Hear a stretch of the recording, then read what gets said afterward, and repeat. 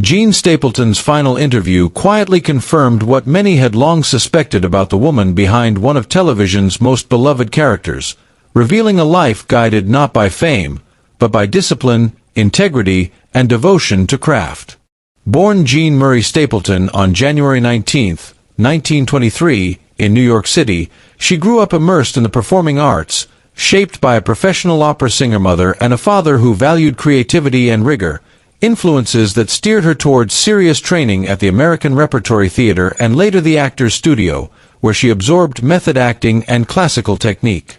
Long before mainstream recognition, Stapleton built a reputation on the stage throughout the 1950s and 1960s, earning respect for performances marked by restraint, intelligence, and emotional truth, qualities that carried into her early television work on anthology dramas like Playhouse 90, The Defenders, and Dr. Kildare. Everything changed in 1971 when she was cast as Edith Bunker on All in the Family, a role that appeared simple on the surface but became, through Stapleton's artistry, a profound moral anchor for one of the most provocative shows in American television history.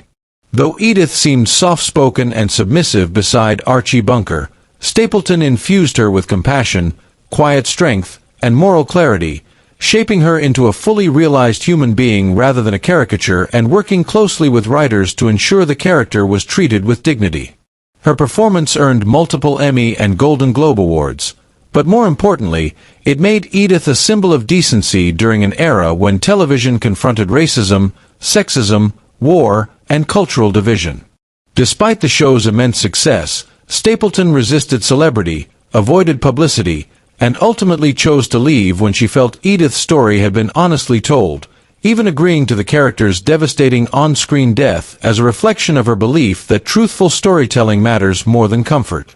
Afterward, she returned to theater and selective television roles, portraying figures like Eleanor Roosevelt, lending her voice to projects such as Pocahontas, and delivering deeply moving performances late in life, including her gentle turn as an angel on Touched by an Angel and her final screen role in the unsettling true crime film Like Mother, Like Son, where her nuance elevated even the darkest material. Her last performance came not on screen but on stage at Lincoln Center in Horton Foote's The Carpetbaggers' Children in 2002, a fitting farewell that reflected her lifelong love of live theater.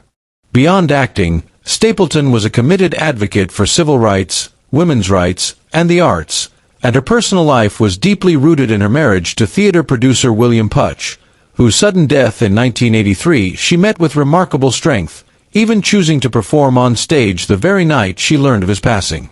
In her final interviews, Stapleton also addressed the enduring myth surrounding her relationship with Carroll O'Connor, clarifying with grace that while they shared deep professional respect, their bond was rooted in discipline rather than personal intimacy, a distinction she felt was essential to honoring both the work and real life. Her absence from O'Connor's funeral, she explained, was an intentional act of private mourning, a refusal to let public expectation turn a man's death into a symbolic reunion of fictional characters.